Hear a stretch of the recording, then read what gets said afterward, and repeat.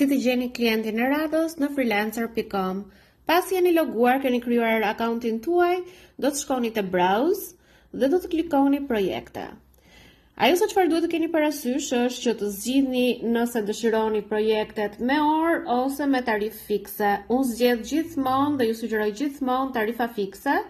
Më pas, tjetër gjë se çfarë ju sugjeroj është të zgjidhni këto dy shtete këtu te clients country dhe gjithashtu të zgjidhni anglisht.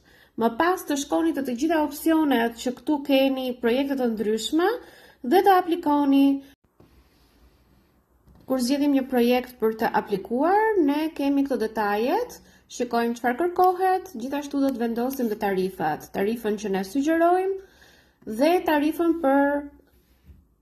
dhe afatin për sa kohë duam ta dorëzojmë. Këtu shkruajmë përmbajtjen e ofertës tonë dhe e dërgojmë place bid. Ju mund të zgjidhni një paketë abonimi dhe të dërgoni oferta nga 50 deri në 1500 oferta në muaj, por që rigjenerohen çdo disa orë dhe kështu rriten dhe shanset tuaja për të fituar më shumë projekte.